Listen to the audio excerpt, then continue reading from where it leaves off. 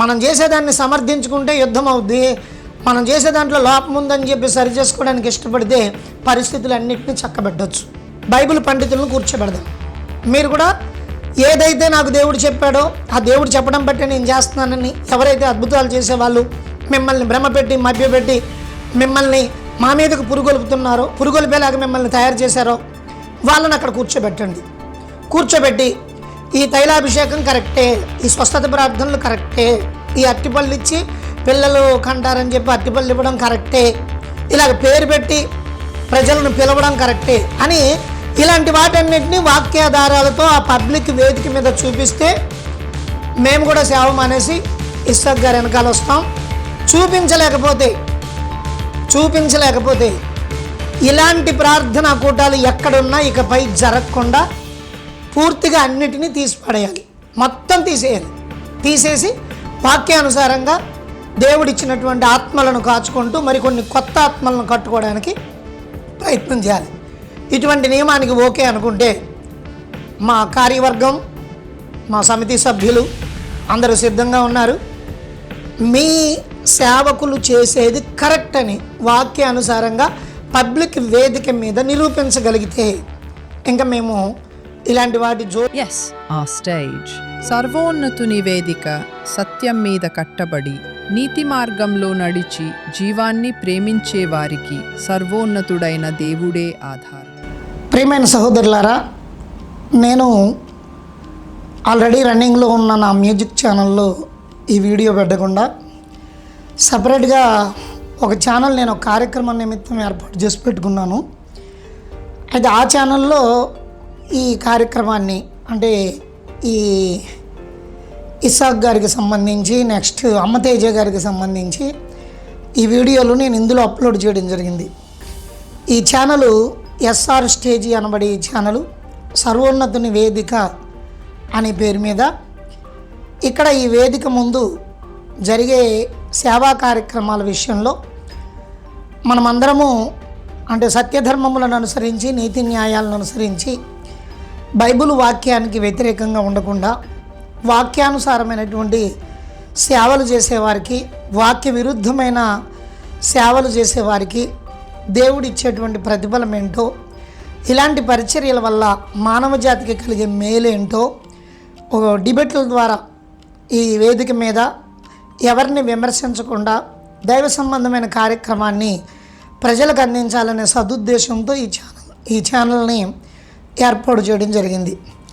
అయితే అనుకోకుండా అమ్మతేజ గారి విషయంలోనూ, మరి అలాగే ప్రార్థనా శక్తి ఇస్సాక్ గారి విషయంలోనూ మరి ఈ కార్యక్రమాలకు స్పందించి నేను ఈ ఛానల్లో అప్లోడ్ చేయడం జరిగింది. అయితే ఇంతటితోటి ఆపేద్దామని అనుకున్నాను. నేను ఇంతటితోటి ఈ కార్యక్రమాన్ని ఆపేద్దాం అనుకున్నాను. అయితే ఈ పెట్టిన వీడియోల కింద కామెంట్లు చాలా భయంకరంగా ఉన్నాయి. అంటే వాక్యం తెలిసిన వ్యక్తులు పెట్టిన కామెంట్లు లాగలేవి ఇవి. వాక్యం అంటే ఏమాత్రం భయపడని వ్యక్తుల కామెంట్లు, వాక్యం అంటే కనీస జ్ఞానం లేనటువంటి వ్యక్తుల కామెంట్లు. ఎందుకంటే నేను చెప్పిన వాక్యానికి ఎవ్వరు ఆ వాక్య సంబంధమైనటువంటి వాక్యానికి సంబంధించి ఎవ్వరూ కామెంట్ చేయలేదు. కానీ మీకేమడ్డము, ఆయన వచ్చి ఇక్కడ ప్రార్థన పెడితే మీకేంటి నష్టము, ఆయన ప్రార్థనలు పెట్టుకుంటుంటే మీకు కలిగే లాస్ ఏంటి, ఇలాగా ఈ కమర్షియల్గా కామెంట్లు పెడుతున్నారు, కమర్షియల్ కామెంట్లు. ఇందులో ఒక ఆయన మాత్రం బాగా ఎక్కువగా పదే పదే ఇతను కామెంట్లు పెట్టడం చూశాను నేను. ఈ పదే పదే కామెంట్లు పెట్టినటువంటి వ్యక్తి ఇతను మరి ఎవరో తెలియదు. SI6696 అనేది ఇతని ఈమెయిల్. దీని నుండి సహోదరా, నువ్వు చాలా రోగాల నుండి బయటకు వచ్చావు, నువ్వు బాగుపడిన సంగతి మరిచిపోయావు, నువ్వు చాలా స్వస్థత కోటాలో నిన్ను చూశాను, ఈ రోజున డినామినేషన్ పట్టుకొని ఎగురుతున్నావు, జాగ్రత్త పడిపోతావు, గర్విష్ఠులకు దేవుడు బుద్ధి చెప్తాడు, అహంకారాన్ని వదులుకొని సేవకుల మీదకు తిరగబడకు. జాతి, కులాన్ని, మతాన్ని చూస్తున్నావు, నీవు జాగ్రత్త సోదరుడా అని మెసేజ్. ఆ తర్వాత ఇంకా చాలా ఉన్నాయి, ఇతను ఒక్కడే పెట్టిన మెసేజ్లు చాలా ఉన్నాయి. మరి స్త్రీయో పురుషుడో తెలియదు, మొత్తానికి మాత్రం చాలా మెసేజ్లు పెట్టారు. ఇంక ఇలాగ కొంతమంది ఒకడైతే నీ గొంతు బాగోలేదు, నా గొంతు బాగోపోతే నీకెందుకు, గొంతు బాగోపోతే నువ్వేం చేస్తావు, నా గొంతు నువ్వేమైనా బాగు చేస్తావా, లేదా మీ ఇస్సాక్ గారితో దేవుడు నాకు ఇచ్చిన ఈ గొంతును మార్పించగలవా. సరే, మనకి వ్యక్తిగతమైన దోషణలు అనవసరం. సబ్జెక్ట్ పరంగా ఇస్సాక్ గారికి కానీ, మా పాలకొల్లు యూనియన్ సేవకులకు కానీ, మాకు కానీ వ్యక్తిగతమైనటువంటి వ్యతిరేకతలు ఏమీ లేవు. వాక్య విరుద్ధమైన పరిచర్యలను ఆటంకపరచాలని మేము అనుకున్నాం. వాక్యానికి ఇది ఎలా విరుద్ధం అవుతుంది అని కొంతమంది మాట్లాడుతున్నారు. మీకు నేను వాక్యాలు పెట్టిన ఆ వాక్యం గురించి ఒక్కరు కూడా ప్రస్తావించట్లేదు. వాక్యాన్ని ప్రస్తావిస్తే దొరికిపోతామనే భయం అనుకుంటా.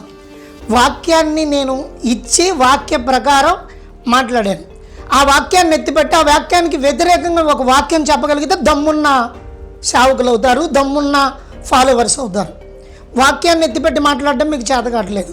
వాక్యాన్ని ఎత్తిపెట్టి వాక్యంలో ఇలా ఉందని మీరు చెప్పారు బ్రదర్, ఈ వాక్యానికి వ్యతిరేకంగా ఏముంది అని చెప్పి ఇంకొక వాక్యం ఏదన్నా చూపించండి. నేను ఇంకొక వాక్యం కూడా పెట్టాను. యేసుక్రీస్తు వారు చేసిన అద్భుతాలకే సంఘం కట్టబడలేదు. యేసుక్రీస్తు వారు అద్భుతాలు చేసినప్పుడే ఆ జనులకు మారు మనసు కలగలేదు. యేసుక్రీస్తు వారే చెప్పారు, పిమ్మట ఆయన ఏ ఏ పట్టణములలో విస్తారమైన అద్భుత కార్యములు చేసినో ఆ పట్టణముల వారు మారు మనస్సు పొందకపోవటం వలన ఆయన వారిని ఇట్లు గద్దింపసాగను. మీరేం చెప్తున్నారంటే ఇప్పుడు ఈయన చేసే అద్భుత కార్యాల వల్ల మనుషులు మారతారని చెప్తున్నారు. అద్భుత కార్యాలకు మనుషులు మారరు అని యేసుక్రీస్తు వారే రుజువు చేశారు. సో ఇప్పుడు పోనీ మీరు దీన్నే రుజువు చేస్తారనుకుందాం. అప్పుడు మీరు ఏం చేయాలి?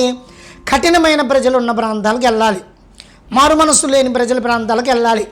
ఎక్కడ సువార్త లేదో, ఎక్కడ సువార్తను అడ్డుకుంటున్నారో, ఎక్కడ సువార్తకు ఆటంకాలు కలుగుతున్నాయో ఆ ప్రాంతానికి దైవవరం కలిగిన, మాట్లాడితే ఎలాంటి విషయాన్నైనా సెటిల్ చేయగలిగే దమ్మున్న, వరమున్న, భక్తి కలిగినటువంటి ఇలాంటి దైవజనుడిని అలాంటి చోట్లకి మీలాంటి వాళ్ళందరూ సపోర్ట్ చేసి కొంత అమౌంట్ పోగు చేసుకొని తీసుకెళ్ళాలి. ఆయన పెట్టుకోలేకపోతే ఇది మన బాధ్యత కాబట్టి పెట్టుకొని తీసుకెళ్ళాలి.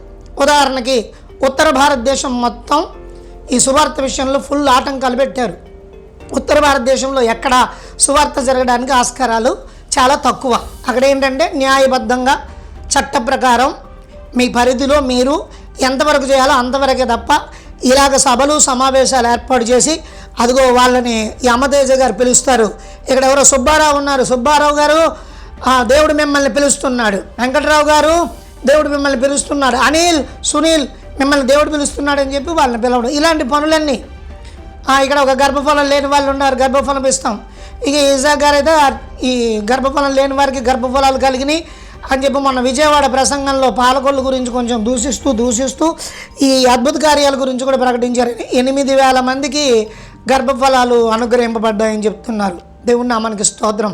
గర్భఫలము ఇచ్చేది యెహోవా. గర్భఫలం పొందేవారు దేవుని కృప వల్ల పొందుతారు. గర్భఫలం ఒక మధ్యవర్తి అయినటువంటి వ్యక్తి ప్రార్థన చేస్తే జరిగింది అనుకోకూడదు. ఏమండి? సరే, దాన్ని పక్కన పెట్టండి. ఇప్పుడు నేను చెప్పేది ఏంటంటే, ఇంత గొప్ప శక్తి కలిగినటువంటి సేవకుడు ఆల్రెడీ సువార్త ఉన్న ప్రాంతాలకు వచ్చి సువార్త చేసి ఇక్కడ ఎవరిని రక్షిస్తారు? రక్షణ పొందిన వాళ్ళు, రక్షణ లేని వాళ్ళు వస్తారు. బోని ఈ రక్షణ లేని వాళ్ళకి ఇక్కడ చాలా సంఘాలు ఉన్నాయి, చాలామంది సేవకులు ఉన్నారు, చాలామంది సువార్త ప్రకటిస్తున్నారు. దాన్ని బట్టి వాళ్ళు ఇవాళ కాదు రేపు కాకపోతే ఎల్లుండి పడిన విత్తనాన్ని బట్టి వాళ్ళు తెలుసుకుంటారు. ఇప్పుడు మీరు బాగు చేసేసి మారుతానంటున్నారు చూసారా? బాగు చేసేసి అంటే వరం ఉన్న దైవజనుడు బాగు చేసి మారుస్తాడని చెప్తున్నారు కదా. ఇలా బాగు చేసి మార్చాల్సిన నియమం ఎక్కడుంది అంటే, ఉత్తర భారతదేశంలో చాలా సేవ ఉంది. ఉత్తర భారతదేశంలో చాలామందికి ఈ రోజున ఈ ఇబ్బంది ఎదురవుతుంది. ఎందుకంటే అక్కడ బహిరంగ మీటింగులు లేవు. ఇలాగ ఎవరన్నా స్వస్థతలు చేస్తామని వస్తే వాళ్ళు బలవంతంగా ప్రజల్ని మారుస్తున్నట్టు లెక్క. ఏది ఏమైనా ఉత్తర భారతదేశంలో కొంచెం సేవకి వ్యతిరేకత ఉంది. ఇప్పుడు సేవకు అనుకూలమై ఉన్న ఈ ప్రాంతాల్లోకి వచ్చి ఇక్కడే దూరి ఇక్కడే సేవ చేయాలనే మనసు ఎందుకు కలుగుతుంది అంటే, దేవుడు మీరు అక్కడికి వెళ్తే మీరు సేవ చేయలేరు, ఆల్రెడీ సంఘాలుండి ఆల్రెడీ సేవకులుండి ఆల్రెడీ విశ్వాసులు ఉండి ఆల్రెడీ పరిచర్య జరుగుతున్న ప్రాంతాల్లోకి వెళ్ళి వాళ్ళు చేస్తున్న పరిచర్య వల్ల నా జనాలు ఏం బలపడట్లేదు, ఆరోగ్యాలు కుదుటపడట్లేదు, మీరు వెళ్ళి వాళ్ళ ఆరోగ్యం కుదుటపరచమని చెప్పి దేవుడు ప్రత్యేకించి ఈ అద్భుతకరులను ఆశ్చర్యకరులను దేవుడు లేవనెత్తాడా? ఏం మాట్లాడుతున్నారు వాక్యం గురించి? నేను దేవుని మహిమార్థమై దేవుడు ఒక దైవజనుడిని వాడుకుంటే ఆ దైవజనుడు తనకు కొలిసి ఇచ్చిన మేరల లోపట పనిచేయాలని వాక్యం చెప్తుంది. ఇది నేను చెప్పిన మాట కాదు, మీరు చెప్పుకోవాల్సిన మాట కాదు. ఇది బైబిల్లోనే కొరింథీ పత్రికలో అపోస్తలుడైన పౌలు స్పష్టం చేశారు. కాబట్టి ప్రియమైన దేవుని బిడ్డలారా, మనం వాదులాటకి వెళ్ళకూడదని చెప్పే నేను ఈ విషయాన్ని ఇంతటితో ఆపేద్దాం అనుకున్నాను. ఎప్పుడైతే ఈ మెసేజ్లు మా వాళ్ళు ఎవరు పెద్దగా స్పందించరు, అవసరం లేదు, దేవుడు ఎలాగుంటే అలా చూసుకుంటాడని వదిలేస్తారు. కాకపోతే దుర్బోధలు ఎక్కువైపోతున్నాయి కదా, అప్పుడు మీరు ఏం చేయాలి అని అంటే దుర్బోధను ఖండించాలి, దుర్బోధకు వ్యతిరేకంగా మాట్లాడాలి. అవునండి, బైబిల్లో లేనిది మా దైవజనులు చేస్తున్నారేమో, దీని విషయంలో మేము మాట్లాడుకుంటాం, దీని విషయంలో మేము ఒక కొలిక్కి వస్తాం అని చెప్పాలి. లేదంటే కనుక ఒక విషయాన్ని ఫైనల్గా ఈ మాట చెప్పి నేను ముగిస్తున్నాను. విషయం ఏమిటంటే, పబ్లిక్గా అన్ని టీవీ ఛానల్స్ అందరూ రిపోర్టర్స్ ఉంటారు, మైకులన్నీ ఎదురుగుండా ఉంటాయి. వాక్యం తెలిసిన బాగా బైబిల్ కాలేజీ ప్రొఫెసర్స్ ఉంటారు కదా, వాళ్ళని అక్కడ కూర్చోబెడతాం. దైవజనులు ఇస్సాక్ గారిని, కుదిరితే ఇస్సాక్ గారికి సపోర్ట్గా అమ్మతేజ గారిని, లేదా ఇలాగ అద్భుతాలు చేసే వాళ్ళని కూర్చోబెట్టుకోండి. అక్కడ బైబిల్, మీ చేతిలో బైబిల్ ఉంటుంది, ఇక్కడ బైబిల్ ఉంటుంది. ఇక్కడ బైబిల్ పండితులను కూర్చోబెడదాం. మీరు కూడా ఏదైతే నాకు దేవుడు చెప్పాడో ఆ దేవుడు చెప్పడం బట్టి నేను చేస్తున్నానని ఎవరైతే అద్భుతాలు చేసేవాళ్ళు మిమ్మల్ని భ్రమపెట్టి మభ్యపెట్టి మిమ్మల్ని మా మీదకు పురుగొలుపుతున్నారో, పురుగొలిపేలాగా మిమ్మల్ని తయారు చేశారో వాళ్ళని అక్కడ కూర్చోబెట్టండి. కూర్చోబెట్టి ఈ తైలాభిషేకం కరెక్టే, ఈ స్వస్థత ప్రార్థనలు కరెక్టే, ఈ అట్టిపళ్ళు ఇచ్చి పిల్లలు కంటారని చెప్పి అట్టిపళ్ళు ఇవ్వడం కరెక్టే, ఇలాగ పేరు పెట్టి ప్రజలను పిలవడం కరెక్టే అని ఇలాంటి వాటన్నిటిని వాక్యాధారాలతో ఆ పబ్లిక్ వేదిక మీద చూపిస్తే మేము కూడా సేవ మానేసి ఇస్సాక్ గారు వెనకాల వస్తాం. చూపించలేకపోతే ఇలాంటి ప్రార్థనా కూటాలు ఎక్కడున్నా ఇకపై జరగకుండా పూర్తిగా అన్నిటినీ తీసిపడేయాలి, మొత్తం తీసేయాలి. తీసేసి వాక్యానుసారంగా దేవుడిచ్చినటువంటి ఆత్మలను కాచుకుంటూ మరికొన్ని కొత్త ఆత్మలను కట్టుకోవడానికి ప్రయత్నం చేయాలి. ఇటువంటి నియమానికి ఓకే అనుకుంటే మా కార్యవర్గం, మా సమితి సభ్యులు అందరూ సిద్ధంగా ఉన్నారు. మీ సేవకులు చేసేది కరెక్ట్ అని వాక్యానుసారంగా పబ్లిక్ వేదిక మీద నిరూపించగలిగితే ఇంకా మేము ఇలాంటి వాటి జోలికి వెళ్ళాం, తప్పుకుంటాం. వాక్య వ్యతిరేకమైన వాటిని చేయడానికి బైబిల్ ఒప్పుకోదు. ఆ బైబిల్ ప్రకారం పరిచర్యలు నడిపించుకుంటున్నాం మేము కూడా ఒప్పుకోము అనే ఉద్దేశంతోనే తెలుగు క్రైస్తవ సంఘాల పరిరక్షణ సమితి పోరాటం చేస్తుంది. మీరు ఆ సమితికి ఏం చెప్పక్కర్లేదు, మాకేం చెప్పక్కర్లేదు, ఎవరికేం చెప్పక్కర్లేదు. మీరు అనుకున్నది కరెక్టే అని నిరూపించడానికి పబ్లిక్ వేదిక పెట్టుకుందాం. ఈ తైలాభిషేకం కానీ, ఈ స్వస్థతలు, అద్భుతాలు, మహత్కార్యాల గురించి కానీ వాక్యానుసారంగా మీరు నిరూపించగలిగితే ఇంకా మేము సైలెంట్ అయిపోతాం, మీ వెనకాల తిరుగుతాం. అవసరమైతే మేము ఇంకా చేతకాని వాళ్ళుగా మా సేవలు కూడా వదిలిపెట్టేసి మీ వెనకాలే, మీ సేవలోనే మేము అనుచరులుగా తిరుగుతాం. లేదు మీరు చూపించలేదనుకో ఇంకెక్కడా ఇటువంటి పని చేయడానికి వీల్లేదు అనేటువంటి నియమంతో ఒకవేళ కూర్చోగలిగితే మనం కూర్చుందాం. దయచేసి సహోదరులు అర్థం చేసుకోవాలి, వాక్యము మనం అల్లరిపడడానికి, వివాదాలు చేసుకోవడానికి ఇష్టపడదు. కానీ వాక్య ప్రకారంగా జీవించకుండా అల్లర్లు, వివాదాలు పెట్టుకొని నేను చెప్పేదే కరెక్ట్ అనేటువంటి వ్యక్తిగత ఈగోలతో ముందుకెళ్తే కనుక సాతానుకు చాలా ఈజీగా దొరుకుతాం. మనం చేస్తున్న పరిచర్య దైవ సంబంధమైందా, సాతాను సంబంధమైందా? సాతాను ఈగోతో మనం పనిచేస్తున్నామా, దేవుని నియమంతో లోబడి సరి చేసుకోవడానికి ఇష్టపడుతున్నామా? మనం చేసేదాన్ని సమర్థించుకుంటే యుద్ధం అవుద్ది. మనం చేసే దాంట్లో లోపం ఉందని చెప్పి సరి చేసుకోవడానికి ఇష్టపడితే పరిస్థితులన్నింటినీ చక్కబెట్టవచ్చు. కాబట్టి మనమందరము సహోదరులము, ఒకరిని ఒకరం అర్థం చేసుకోవాలి, వాక్యానుసారంగా మనల్ని మనం తీర్చిదిద్దుకోవాలి, తప్పు చేయకూడదు. చాలామంది ఆ ఇసాక్ గారి మీద ఉన్న అభిమానంతో, ఆయన అడ్డుకున్నామన్న కోపంతో చాలా దుర్భాషలాడుతున్నారు, చాలా తప్పుడు ఆ కామెంట్లు పెడుతున్నారు.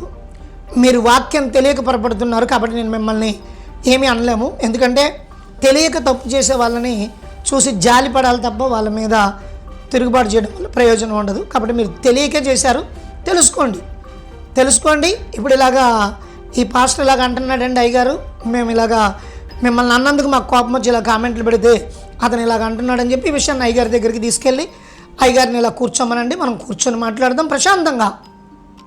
ఇది ప్రభుత్వాల దగ్గరికి వెళ్ళక్కర్లేదు, అధికారుల దగ్గరికి వెళ్ళక్కర్లేదు, నాయకుల దగ్గరికి వెళ్ళక్కర్లేదు. మనమందరం బైబిల్ బేస్ చేసుకుని పరిచయం చేస్తున్నాం. ఆ బైబిల్లో నుండి ఈ వివరాలు తీసుకుందాం, దాన్ని బట్టే ముందుకు వెళ్దాం అండి. ఓకే అండి, అందరికీ వందనాలు. చక్కగా సమాధానంగా సంతోషంగా ఈ పరిచర్యలను ముందుకు తీసుకెళ్ళడానికి ప్రయత్నం చేద్దాం. దేవుడు మనందరినీ దీవించిన గాక. ఒకవేళ మీరు ఈ ఛానల్ చూడడం ఇదే మొదటిసారి అయితే సబ్స్క్రైబ్ చేసుకోండి, వాక్యం నచ్చితే లైక్ చేయండి, ఇతరులకు షేర్ చేసి ఈ పరిచర్య అందరికీ తెలిసేలాగా, ఈ మాట అందరికీ తెలిసేలాగా సపోర్ట్ చేయండి. మళ్ళీ మనం ఇంకొక మాటతో కలుసుకోవాల్సి వస్తే ఇంక లేదు ఇంతటితో సైలెంట్ అయిపోతుంది అనుకుంటే నా ఛానల్ ఇంకొకటి ఉందండి, దాంట్లో నేను పరిచయం చేసుకుంటాను. ఇది డిబేట్లు జరిగించే ఛానల్గా ఏర్పాటు చేశాం. కాబట్టి ఇంతటితో ఈ ఇసాక్ గారి గురించి కానీ అమ్మతేజ గారి గురించి కానీ వాక్యాలు ఆపేయాలని అనుకుంటున్నాను. ఇంకే విధమైన కామెంట్లు, వ్యతిరేకమైన కామెంట్లు రాకపోతే వాక్యాలు నేను ఆపేస్తాను. నా పరిచర్య నేను చూసుకుంటాను. అందరికీ వందనాలు.